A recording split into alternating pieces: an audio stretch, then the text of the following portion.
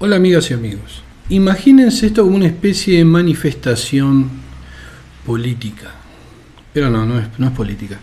Es un tema que a mí me tiene hastiado la falta de respeto a la carrera de escritor hace años, y bueno, y en este momento tengo la posibilidad de declararlo ante gente inteligente, y muchos me imagino que son aspirantes a escritores.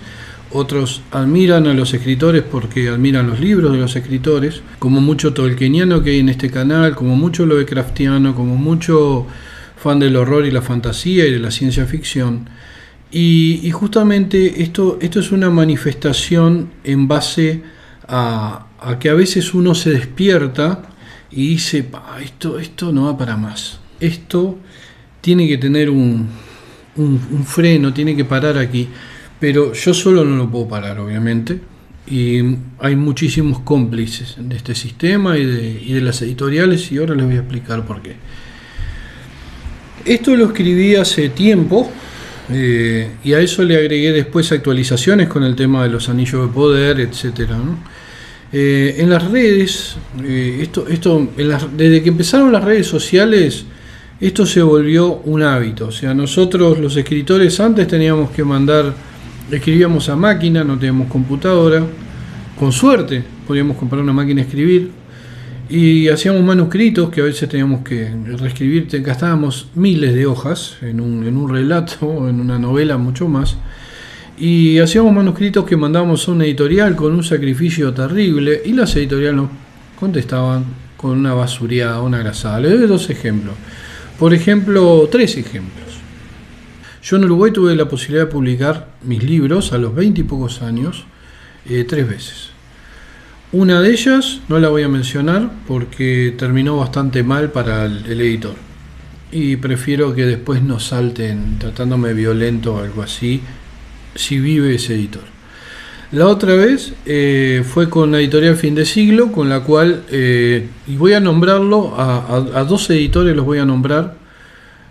Uno por la mala y otro por la buena. O sea, el Mundo Canalda, que era editor de Fin de Siglo en ese momento, me iba a publicar una antología de relatos, entre los cuales estaban relatos que han ganado premios en el exterior, etcétera. Pero yo por tonto, por una falta de profesionalismo y de madurez, decidí no publicar, pero no fue culpa del editor, fue mi culpa.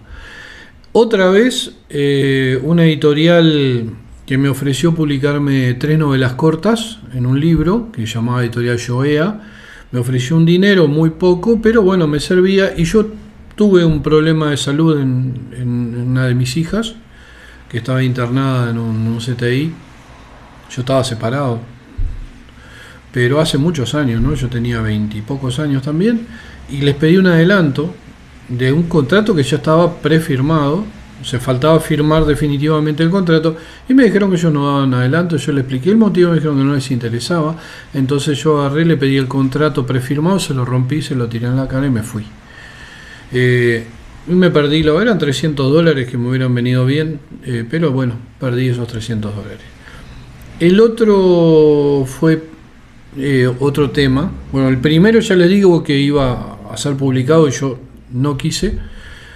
El segundo tampoco quise, y el tercero tampoco quise, y el cuarto, o sea que ese fue el anterior a todos ellos. Yo era más chico, tenía 20 años, y llevé a la editorial Banda Oriental una antología de relatos, de los cuales algunos de ellos después ganaron premio. Uno me hizo viajar a Francia, y el editor, que ya falleció, que se llamaba Heber Raviolo, o Tallarino, o Canelono,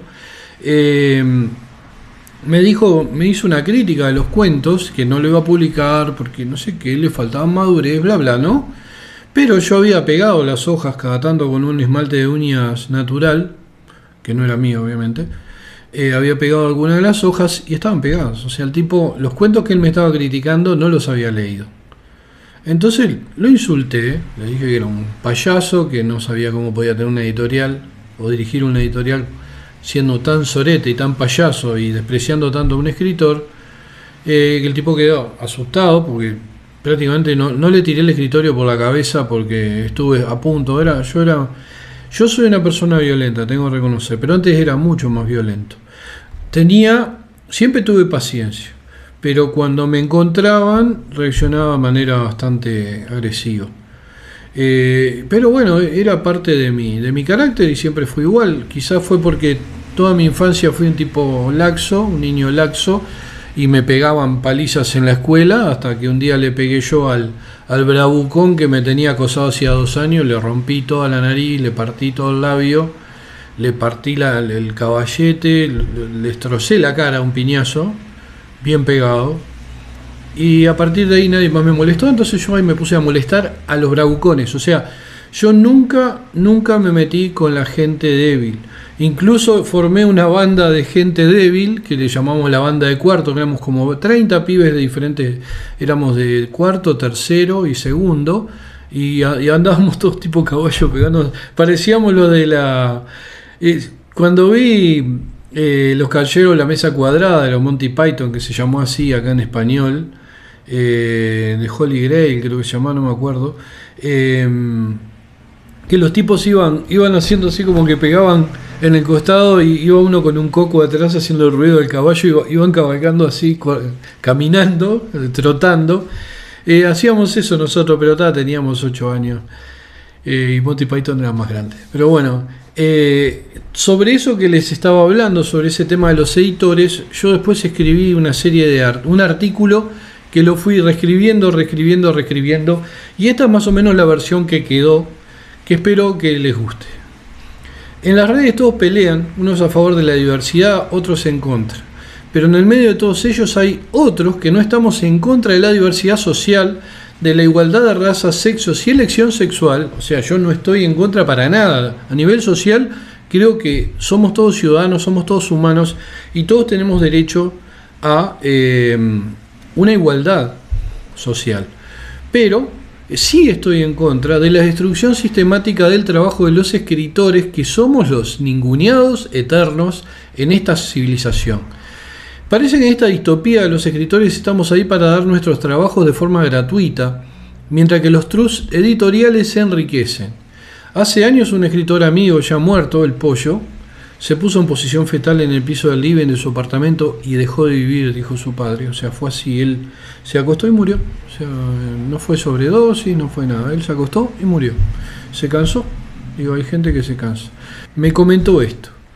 Los editores andan en 0 kilómetros y nosotros contamos las monedas para el bus. Así está el mundo. Para la sociedad somos trabajadores de segunda o vagos. Y en mis casi 40, en mis casi 50, o sea, esto lo vengo escribiendo hace tiempo. Y en mis 58 años, ya no casi, mis casi 59 tendría que decir, he visto que es cierto. Si no sos alcahuete, amigo de alguien, corres atrás de los editores como un cusco, o te movés mucho en las redes sociales, tipo Susana Jiménez, o sea, si sos Susano, es difícil que te publiquen tus trabajos. Y ya no es un tema de talento, hay escritores talentosísimos que se hicieron camino a los tumbos y después lo descubrió algún editor despierto para explotarlos como el resto. Pero al menos sí triunfaron, lo hicieron con dignidad. Pasó con el tema de John Kennedy Toole, ¿no? El tipo picó editoriales, lo rechazaron de mala forma en muchas, era un tipo muy depresivo y el tipo termina autoinmolándose. Y su madre insiste con esa novela y después de un montón de editoriales, porque era su madre, era su hijo que había muerto, o sea, pobre mujer, digo, ella quería que el legado de él estuviera vivo, vigente, y bueno, entonces un editor despierto vio que La Conjura de los Necios era un gran libro, después se volvió un bestseller, y la verdad que John Kennedy Toole, digo, fue una gran pérdida porque la novela estaba muy buena, y le ha pasado a muchísimos escritores de los cuales no sabemos nada, porque no tuvieron una madre insistente o una madre que quisiera que su hijo fuera inmortal a pesar de que físicamente no estuviera más en el mundo. En esta realidad no existe Max Perkins. Max Perkins fue un editor que era increíble, era un tipo de los últimos editores de raza, ¿no? Con la visión y el talento para enfrentar a un Thomas Wolfe y pedirle que redujera su tostón de 1000 y pico de páginas en 500. En mi caso, Max Perkins es mi esposa Nazarena y me enojo bastante con ella cuando me dice que algo es estúpido, pero después lo releo y me doy cuenta que tiene razón, porque tiene razón, o sea, yo he mejorado mucho gracias a ella. gracias a que me decía que esto estaba como de más, y yo me daba cuenta que eran cosas que yo quería decir y no que el personaje quería decir. Siempre tienen que tomar esto en cuenta. El personaje es un ser vivo, después de que ustedes lo escriben, ya empieza a vivir y tiene una independencia de ustedes. O sea, ustedes no hagan que la boca de ese personaje diga lo que ustedes quieren decir. Hagan que la boca de ese personaje diga lo que ese personaje quiere decir. Son consejos que voy dando. Los editores de hoy son divos. Gente que se cree que está por encima de los escritores y no es así. Solamente un editor puede estar a la par de un escritor si él también lo es. De lo contrario, no es. Son comerciantes que compran el trabajo de los escritores y lo revenden en forma de un libro.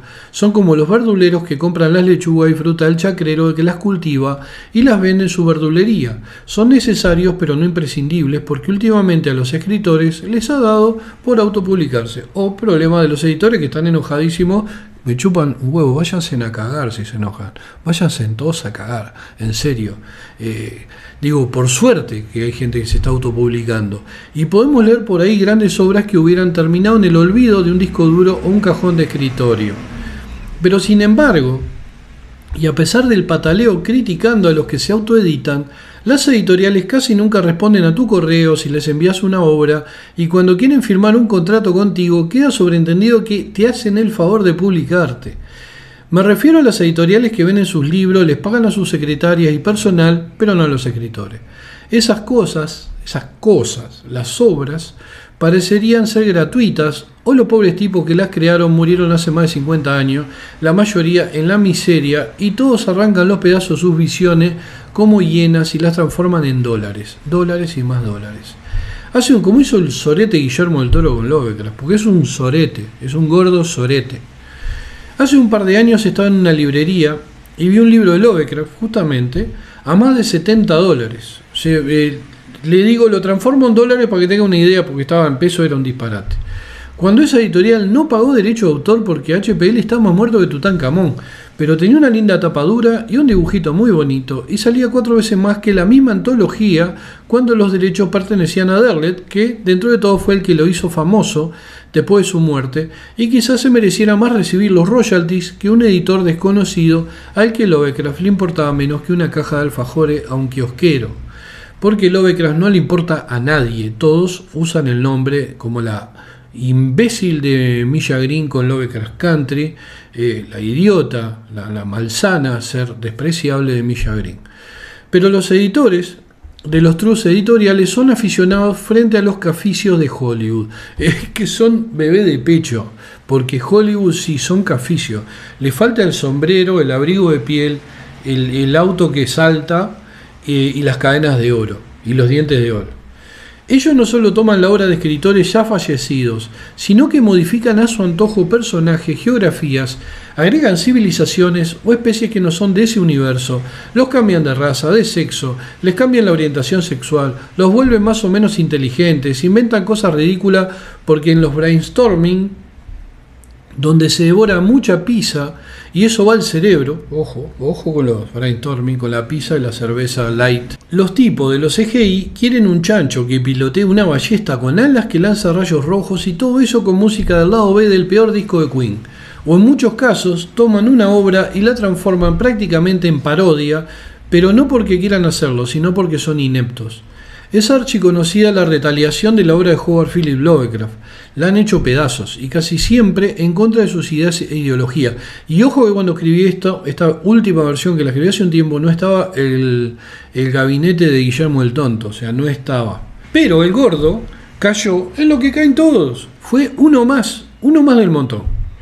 Si el tipo era racista, Lovecraft, era su problema y parte de una cuestión cultural de su época, o sea, aparte era racista y se casó con una judía, no sé, digo, los que meten todo este discurso que arrancan los artículos, sí, era racista, Lovecraft era racista, era misógino, digo, no leyeron la biografía de Lovecraft, no leyeron que Lovecraft tenía su mejor amigo era Samuel Loveman, que él deja voluntariamente Albacea era gay y su esposa era judía, ¿entienden? O sea, si Lovecraft hubiera sido misógino, antisemita y homofóbico, ¿por qué se casa con una judía? que a su vez tenía una hija, o sea, ni siquiera era una solterita de 20 años, o sea, era una mujer hecha y derecha, lo hace albacea de su obra a un homosexual como Robert Barlow, que no me diga que Lovecraft no se iba a dar cuenta, o sea, que Barlow estuviera dentro del closet y cuando lo quisieron sacar de closet se suicidó, no quiere decir que Lovecraft no supiera que Barlow se quedaba en la casa, eran muy amigos. Y los que dicen que Lovecraft era homosexual por eso, no tiene por qué. O sea, ahí lo que están haciendo es discriminando. Quieren poner homosexual, racista, misógino. Pero lo que están logrando con eso, esos críticos, que lo quieren meter en la bolsa de los gays, es ponerlo, objetivarlo, cuando dicen que por un lado es homosexual, pero por otro lado dicen que es homofóbico, o sea, que se decidan, pero antes que nada, que se decidan en dejar en paz a Lovecraft. Eso es para mí lo más importante, que dejen de romperle las bolas a la obra de Lovecraft y a Lovecraft. Yo qué sé, si no te gusta la obra, volvemos a lo mismo, ¿no? No hay que leerla, pero no cambiarla para satisfacer egos o agendas políticas. Eso último hizo la showrunner de Lovecraft Country, esta Milla Green, esta imbécil, una oportunista que aprovechó la actual fama del maestro Providence para lanzarnos una letanía insoportable. Ojo, no tomó una obra de Lovecraft, pero sí Lovecraft Country, que es una obra de Matt Ruff, pero que se llama Lovecraft Country, y ella utiliza el nombre de Lovecraft para hacer cualquier cosa, ¿no? Donde justamente lo que estaba diciendo, nos lanza una letanía insoportable sobre el racismo, llena de escenas innecesarias, como la del sexo oral del padre homosexual y negro del protagonista a una especie de travesti cubano, o la india hermafrodita que duró 2 medio episodios y se notó que solamente fue incluida para mostrarnos un pito con tetas y hacernos gritar que no fue mi caso, porque al ver eso dije, ya está, la voy a terminar de ver para saber cómo putear al que me la quiera reivindicar. Solo lo terminé de ver por eso, lo de Crash Country, porque fue una agonía, como los Anillos de Poder, obviamente. Y acá justamente hablo de eso, ¿no? Y lo mismo está sucediendo con Tolkien. Acabo de ver las primeras imágenes de la serie sobre los Anillos de Poder y hay elfos de piel morena, y no es Dungeons & Dragons donde hay Drows, que son los elfos de piel oscura que viven bajo tierra, no. Estos son los elfos rubios de Tolkien, que ahora tienen afrodescendientes en sus filas. Y un salame me increpaba de que Lord of the Rings no está África cuando usé la palabra porque escribir negro está prácticamente prohibido. O sea, yo ya lo digo, chao, no me importa, si no le gusta, le molesta, todos son negros y somos blancos, somos afrodescendientes. El que vive en África no es afrodescendiente, entonces no puedo decirle afrodescendiente a un africano, es una guarangada. Entonces digo, para diferenciar, esto es para diferenciar y no para discriminar, somos negros, blancos, chinos o amarillos o lo que quieran, o latinos o puertorriqueños. Y bueno, y en la serie esta justamente estaba hablando de algo que todavía no había empezado, pero horrorizado más. Hay enanas afrodescendientes y sin barba. Los enanos de ambos sexos de Lord of the Rings tenían barba y así con todo. Y uno que regentaba el grupo de tolkienianos amenazaba, ¿cuál digo? Un tipo de pelitos largos que fue que lo invitaron y andaba con una tacita de los Anillos de Poder. Tenían los pelitos así, una barba tipo Cristo y unas camisolas de hippie maricón. Amenazaba cual divo con bloquear a los que opinaran diferente a su militancia inclusiva, tolkieniana según él, ¿no? Por eso, obviamente, me abrí de las discusiones porque tengo mi lugar donde opinar y decir lo que quiera.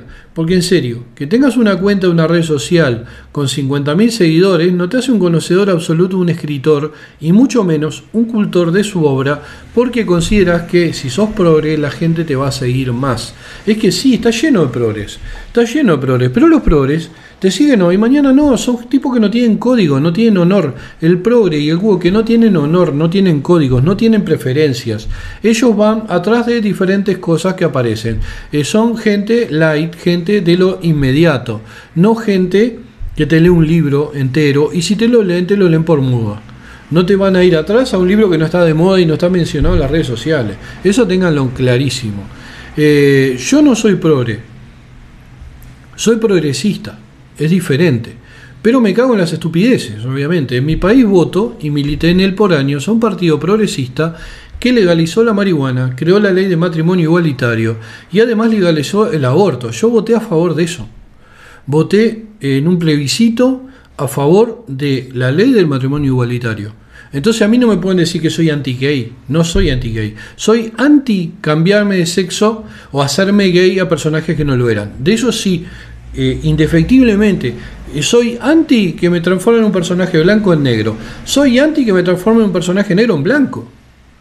Si me ponen a...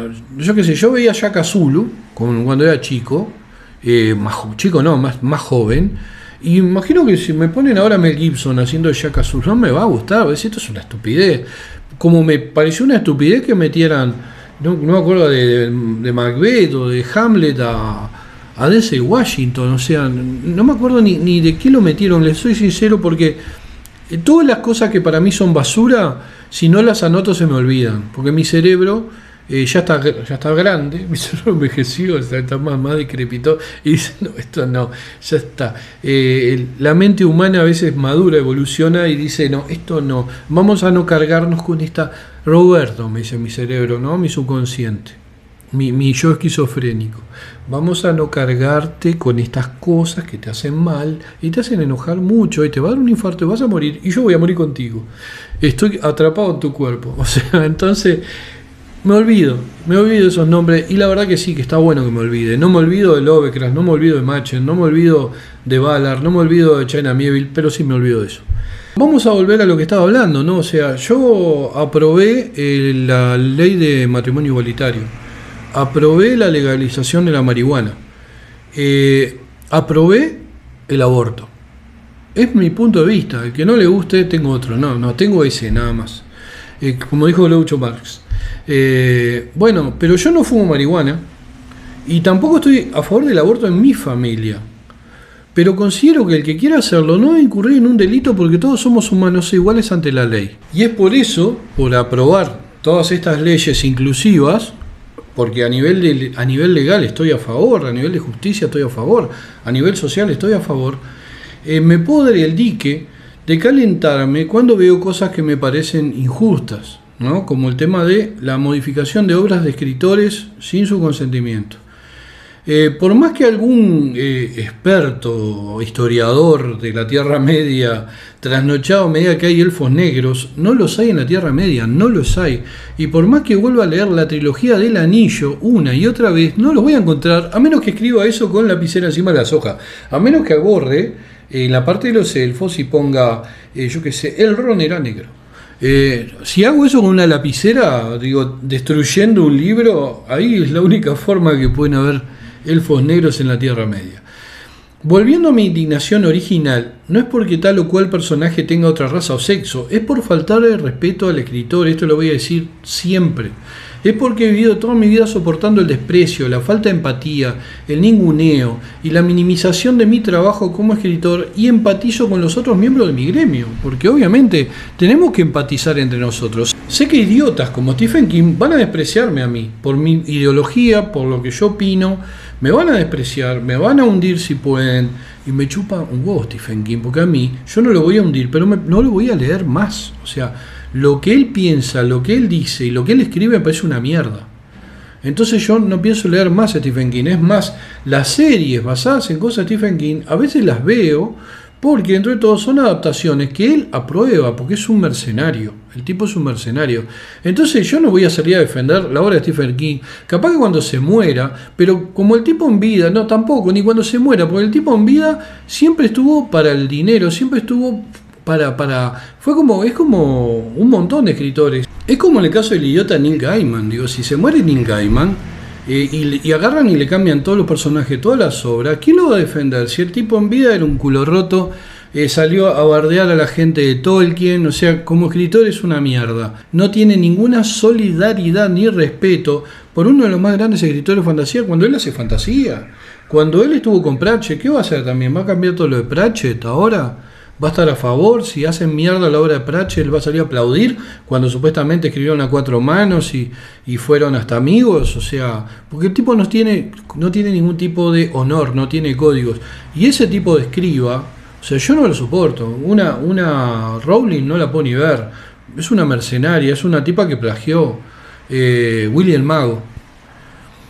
Para los que si quieren búsquenlo, Willy el Mago. Van a ver, es lo mismo, era un pibe en una escuela de magia, digo, chao. Es más, le hicieron una demanda a los familiares porque el escritor había muerto y supuestamente la perdieron, pero tras bambalinas y entre escritores que yo conozco, se dice que los representantes de ella pagaron una millonada para que se callaran la boca y dijeran, para que perdieran un juicio. Así que, y bueno, y Pérez Reverte plagió y perdió juicio, o sea, directamente. Gente como esa yo la desprecio. El para qué escribís, o el cuánto dinero te deja escribir. Nunca le preguntaron a los que escriben, ¿cuánta plata te deja escribir? O sea, ¿cuánto cobrás por escribir? Es algo muy común en nuestra carrera. Eso es normal, ¿no? Pero no es normal ir a una reunión y preguntarle a todos cuánto dinero ganan. Imagínense una charla familiar así. ¿Cuánto ganás como oficinista? ¿Te da para vivir? ¿Por qué no te conseguís algo para poder sostener tu trabajo oficinista? ¿No te parece que tenés que madurar y darte cuenta de que como oficinista no vas a llegar a nada?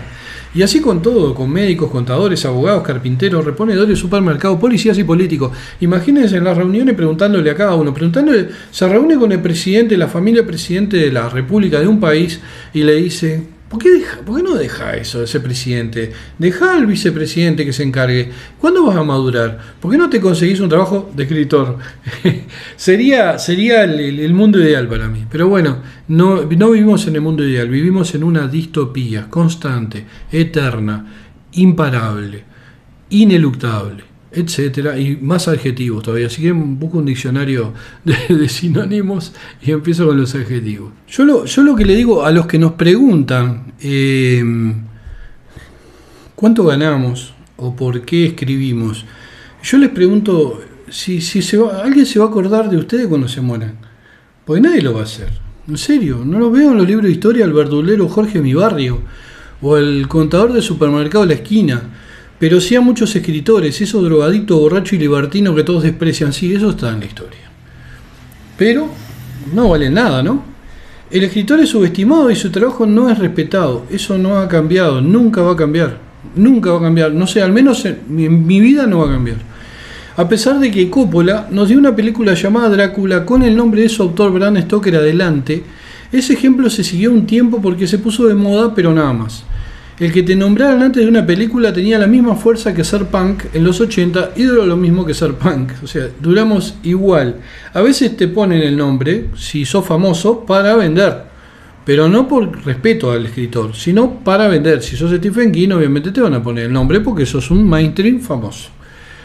El tomar la obra de un escritor y hacerla mierda es un vicio de la industria. El que los directores de cine y series alarden en la prensa tener una visión de tal o cual obra, escrita por otros, claro, y que esa visión sea un delirio donde la obra original queda sepultada bajo un montón de barbaridades o cambios arbitrarios, donde el danés Hamlet es negro o Batman es una lesbiana, es lo que debemos aceptar o morir en el anonimato. O sea, el tema es así, ¿no? Porque si uno tiene un personaje que es un hombre heterosexual y lo quieren transformar en una lesbiana negra, si no queremos morir en el anonimato o morirnos de hambre, a veces tenemos que transar.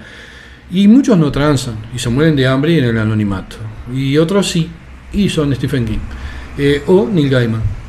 El menosprecio al escritor y su obra, e incluso a la propia historia de la humanidad, parecen formas de destruir la mente colectiva, de provocar que la gente viva en el caos y la incertidumbre. Hace unos meses la prensa se inundó de noticias donde se infravaloraba el sacrificio de los soviéticos, hace unos meses, ya un par de años hace, ¿no? De esto, en la Segunda Guerra Mundial, y se alardeaba de que los Estados Unidos habían ganado prácticamente solos al eje nazi.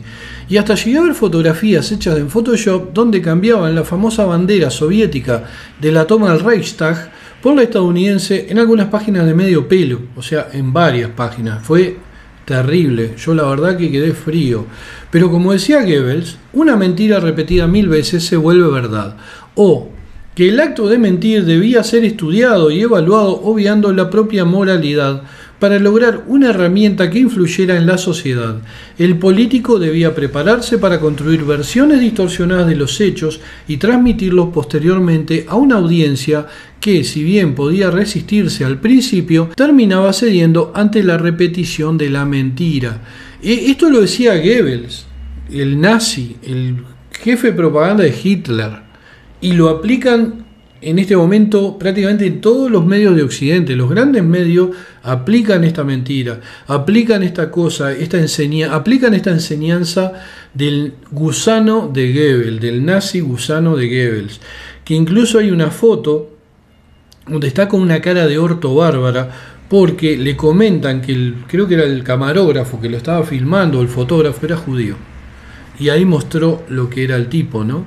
Pero yo, miren, no quiero ser paranoico o conspiranoico, pero esto se parece a todo lo que está haciendo Hollywood y la agenda de Washington para, por un lado, limpiar su imagen en los medios. En lugar de un elfo rubio de ojos celestes, incluyeron un elfo de piel negra, enano y robot, mientras en su sociedad asesinan afrodescendientes como si estos fueran una plaga.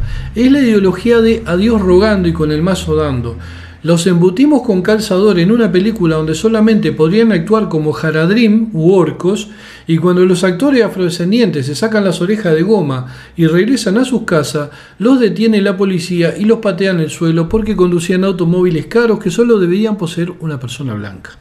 Es así la realidad, ¿entienden? El Cruz Córdoba, con todo su bardeo, que sigue bardeando todavía, el tipo sigue, se ve que le gustó la fama efímera esa que le da el insultar a los tolkienianos y tratarlos de racista, se sube a su auto caro y donde lo paren dos milicos racistas, con suerte no le vuelan la cabeza en el suelo, lo ahogan o lo asfixian, o le dan una paliza por ir en un auto caro, porque no le van a creer, porque sos un puto negro, loco, ¿entendés? No te van a creer los policías racistas nazis de Estados Unidos.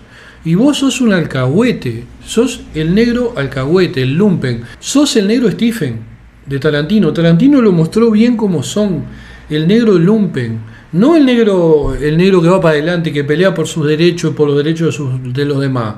No, sos el negro que se cobra un sueldón por hacerse un elfo y por salir a bardear a la gente de una obra literaria, a los fans de una obra literaria e incluso al propio escritor. Digo, faltó muy poco para que saliera a decir que Tolkien era un culo roto y que estaba bárbaro hacerle mierda a la obra. No, él metió el verso de que cuando era chico quería ser elfo. Digo, no sabía ni lo que era un elfo cuando Cruz Córdoba era chico. Yo creo que quería ser narco y tuvo suerte. Bueno, ese es el doble rasero de Washington, y obviamente el tomar la obra de un escritor y destrozarla o cambiar arbitrariamente y sin lógica la orientación, raza o ideología de sus personajes no importa, porque saben una cosa, para Washington los afrodescendientes no valen nada, pero los escritores valemos menos aún. O sea, ahí está el tema. Los negros son mejores que nosotros también. O sea, el negro rico, el negro pobre no, ya no es mejor que nadie, porque en Estados Unidos el negro pobre es un tipo que vive en un piso, en una vereda, envuelto en cartón, y con suerte no muere congelado en invierno si consigue un albergue en alguna iglesia. O sea, eso es Estados Unidos. Esos son los creadores de esta agenda woke y progre. ¿Entienden? Ese es el tipo que se cae por la escalera en el video que hice en broma sobre lo woke del año. Esos. Y voy a hacer uno más elaborado sobre fin de año, como homenaje a todos los woke del año 1900, del año 2022. O sea, lo voy a hacer, ya les aviso. Y con la misma música que me encantó. Bueno, es más, valemos menos que nadie, y por eso no existe una ley internacional que respete nuestro trabajo, ni un laudo donde no podamos trabajar gratis porque eso es explotación, ni la OIT se preocupe por nosotros. Nada de nada. Nada, la OIT no existió para la OIT. Nada de nada porque no somos nada. ¿Entienden? Para esta civilización no somos los escritores, no somos nada. Sé que mi discurso se puede malinterpretar. Pueden compararme con los fascistas, porque en algunas cosas parecería que opinamos igual. Pero eso sería mirar la punta del iceberg, ¿saben? O sea, soy todo lo opuesto a un fascista. Y por lo tanto, creo en la igualdad tanto de raza como de género. O sea, es lo que creo. Yo creo que la gente es igual, que todos tenemos el derecho a lo mismo, a la misma enseñanza, a la misma salud, a los mismos sueldos, a las mismas oportunidades laborales, a ser felices. Todos los humanos tenemos derecho a ser felices, todos por igual. Si después algunos destacan más que otros, ya es un tema de cada uno, pero todos tenemos que tener las mismas oportunidades y esta civilización no las da. Occidente no la da. Estoy en contra de esta fábrica de pobres llamada civilización occidental y cristiana. Ya en el cristianismo, desde el vamos, promueve la existencia de los pobres con frases siniestras como esta del propio Jesús, ese alienígena ancestral el ganso, en Lucas 6, 20, 26. Y esto está sacado de la Biblia. Miren, en aquel tiempo bajó Jesús del monte con los 12 y se paró en un llano. La Biblia me pudre, pero bueno, pero esto es importante para lo que vengo hablando, ¿no? Bueno, volvemos a repetir este fragmento de la Biblia, tío. Dios mío, va a decir tampoco no. En aquel tiempo bajó Jesús del monte con los 12 del zodíaco, y se paró en un llano con un grupo grande de discípulos y de pueblo, procedente de toda Judea, de Jerusalén y de la costa de Tiro y de Sidón. Fue una masa de gente atrás. Era Brian. Él, levantando los ojos hacia sus discípulos, les dijo, ¿qué estaban? Flotaban. Si levantó los ojos, era un enano. Jesucristo acabo de descubrir que era un enano. Era Tyrion Lannister, Jesucristo. Mirá a los discípulos, así, el Señor dice, dichosos los pobres porque vuestro es el reino de Dios. Miren qué espantoso esto. Dichosos los que ahora tenéis hambre porque quedaréis saciados. Dichosos los que ahora lloráis porque reiréis. Dichosos vosotros cuando os odien los hombres y os excluyan y os insulten y proscriban vuestro nombre como infame por causa del Hijo del Hombre. Alegraos ese día y saltad de gozo porque vuestra recompensa sí. Porque vas a recompensa. Un enano. Será grande en el cielo. Eso es lo que hacían vuestros padres con los profetas. O sea, si eso no es una forma de manipular a los pobres para que se consuelen en su miseria, o sea, esperando un cielo hipotético en el cual o sea, muéranse de hambre, sufran, no importa, porque después van a ser felices en un cielo hipotético que no se ha comprobado que exista, que no hay ninguna forma de comprobar que exista. O sea, el tipo es un hijo de puta, aparte de zombie y Overcraft. Es una forma de manipular a los pobres, es una de las peores formas. Ya la iglesia cristiana nace así, es la base. Y muchos de estos tipos, estos millonarios, se meten en una iglesia a rezar. Pero no van a rezar, van a buscar formas de manipular o van a apoyar esos lugares de manipulación, esos lugares de creación de pobres. El famoso Jesús, el de la cruz, bájeme 6 cajones. Jesús, el de la cruz. Ahí en el chiste estaba un tipo en un mostrador en un bar y viene uno y dice, hola, dice, ¿quién es usted? Yo soy Jesús, el de la cruz. Bájeme 6 cajones. Bueno, si existió el tipo, y es como afirmaban, dudo que dijera tal barbaridad, porque ese tipo era un buen loco, no iba a decir estos disparates. Esto es una manipulación. Esta fue esa Biblia que fue reescrita y reescrita para satisfacer a los ricos, a los que estaban en el poder y en las iglesias y en toda esa mugre espantosa que es la religión. Siendo un profundo desprecio por los multimillonarios, les soy sincero, es desprecio, no es odio, es desprecio. Sé que este mundo caótico e injusto surge su desidia. Es un negocio el enfrentarnos por cosas que no son tan medulares como la realidad. Y esta es que hay una guerra despiadada de los poderosos para que los pobres se queden pobres y ellos se vuelvan cada vez más ricos. Y en cualquier fórmula matemática, si se saca de un lado, falta del otro. Y cuando más se saca, más falta, porque es así, hay una torta, y están jugando con la teoría del derrame, que uno me saltó un día, sí, porque la teoría del derrame, que te crees que, pum, lo volea a la mierda. O sea, cuando se ponen tarados, digo, conmigo, yo lo que digo, no lo digo para convencer a nadie, lo digo porque es lo que aprendí con la vida. Yo lo viví todo esto, ¿entienden? Yo lo que les estoy hablando es de algo que viví. Tengo 58, casi 59 años, tengo una lectura enorme atrás, no solo de ciencia ficción y fantasía y horror, de filosofía, de política, he leído montones de cosas, me he olvidado de muchas, obviamente, porque la cabeza tiene un límite, digo, supuestamente es ilimitada la cantidad de información que podemos procesar en el cerebro humano, pero no es ilimitado por el tema de que uno cuando va creciendo y se va atosigando de alcohol, en mi caso no de drogas, porque pero sí de psicofármacos, como me dieron durante años, de comida chatarra y de porquerías, obviamente el cerebro no va a trabajar igual que el de un tipo que come bien y que come proteína, no un vegetariano o un vegano. Esa gente, no, yo sé que puede haber alguno acá y no quiero que se ofendan, pero la naturaleza no nos hizo vegetarianos los humanos, somos carnívoros. y comemos vegetales, o sea, somos omnívoros, podemos comer lo que quieramos y podemos tener la filosofía que quieramos, pero los que comemos carne no somos malvados civiles.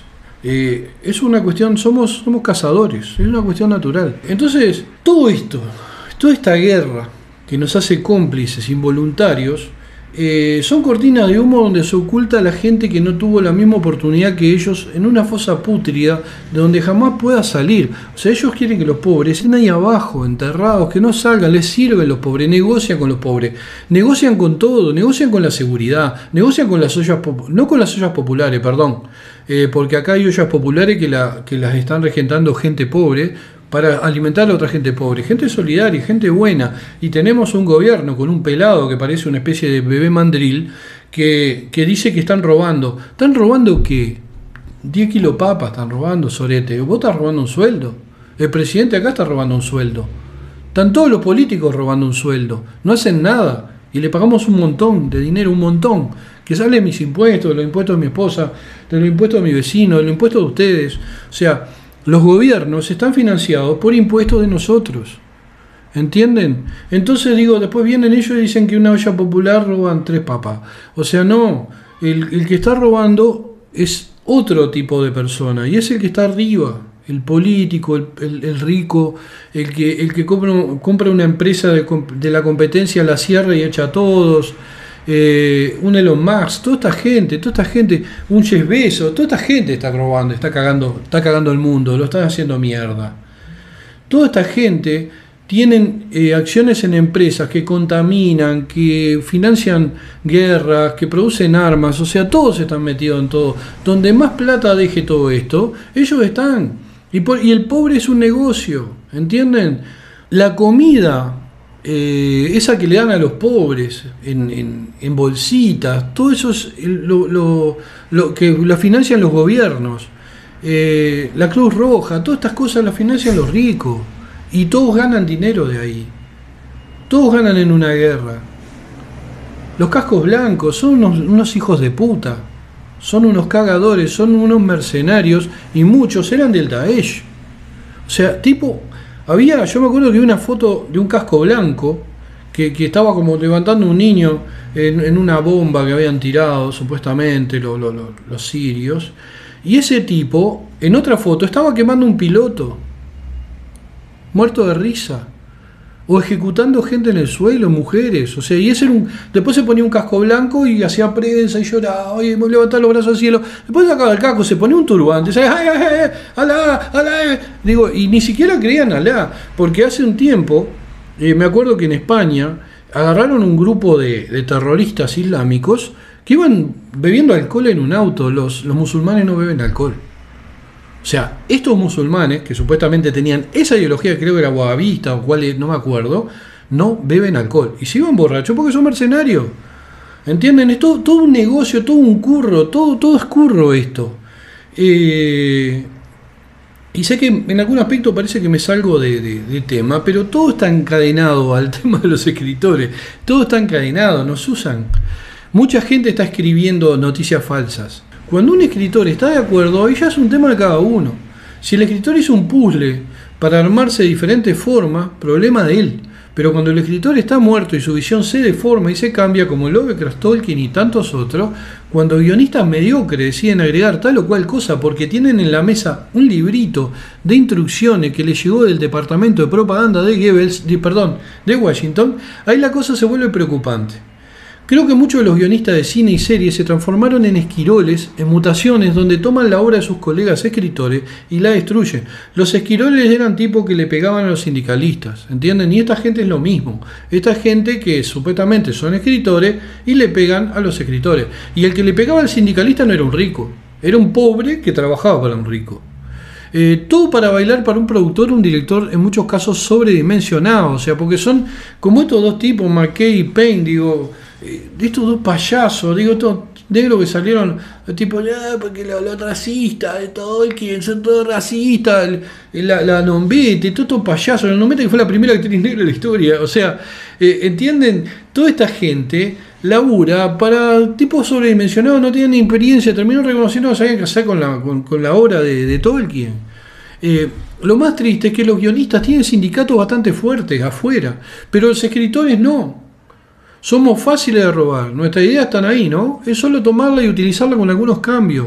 Y cuando compran una historia, también está ahí para utilizarla, con otros cambios más acorde a la agenda o a lo que las masas furibundas necesitan para soñar con una vida menos horrible, más romance, más héroe, más distopía, para que al terminar el film digas, oh, mi vida es mejor que esa donde un monstruo te acecha para devorarte y comerte el culo.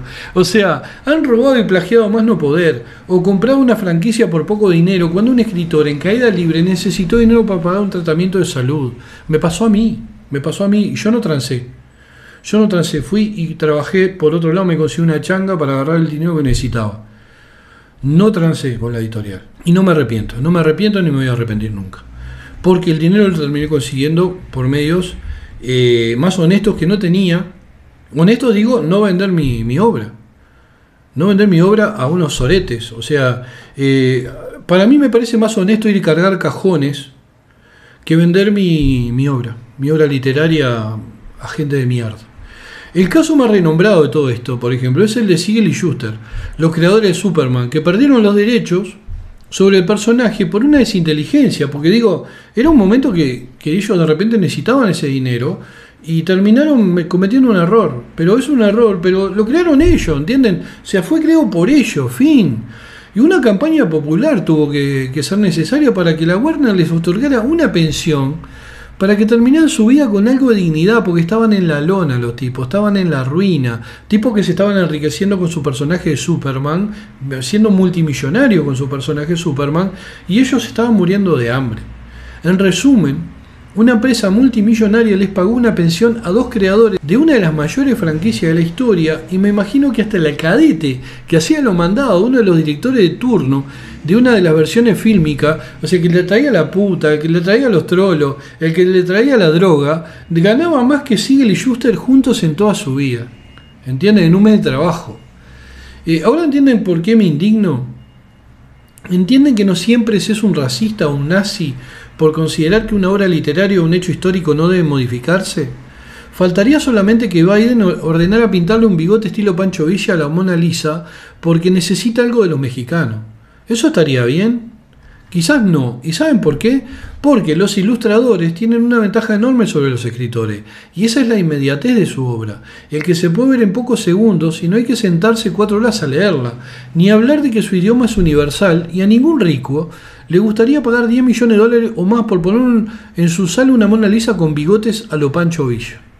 O sea, ahí está el tema. Un libro no vale nada para esta gente. Un cuadro de pintores muertos sí vale mucho. Y si le ponen un bigote lo van a arruinar, y los ricos son los que lo quieren para alardear. Pero no pueden alardear de un libro, ¿entienden? Van a poner los del Señor de los Anillos, ahí la trilogía, en una vitrina, y cuando vengan todos se vengan, esta es la versión original del Señor de los Anillos, nadie le importa un huevo, pero sí un cuadro impresionista que vale $25 millones, porque son gente superflua, son gente barata, no tienen nada en la cabeza. Los ricos son idiotas, con dinero, más hijo de puta que el resto, para igual mandar a matar a alguien, para lograr un negocio, o quedarse con algo. No tienen escrúpulos. En general, hay muchos psicólogos que dicen, ya no los veo mucho en internet, como que los están baneando un poco, que dicen que el multimillonario es psicópata, que no tiene sensibilidad, que no tiene sentimientos, que es inmoral, porque es una persona completamente fría. Son psicópatas, por eso pueden llegar a donde llegan. Después vienen tipos como Bill Gates que dicen, como que salen sí, porque su fundación para ayudar, no ayudan a nadie. Bill Gates se compró un ejército, lo que era Blackwater. O sea, se compró un ejército mercenario, es un tipo con mercenarios, es un peligro. Son esos villanos de los cómics de antes, ¿entienden? El millonario que se compra un ejército de mercenarios y manda a matar y da un golpe de estado y se queda con países. Es por eso que ser escritor es una mierda, pero es maravilloso a la vez, porque en nuestras manos está la herramienta para decirle basta a Hollywood, a los editores autoencumbrados, al propio mainstream y no dejar que destruyan nuestras obras. Aunque eso es un lindo sueño que cae bajo el sonido de la firma de un cheque voluminoso por los derechos de autor o no tan voluminoso. Acabo de darles una lección de cómo concluir una historia con un final distópico. Dao Suidaña.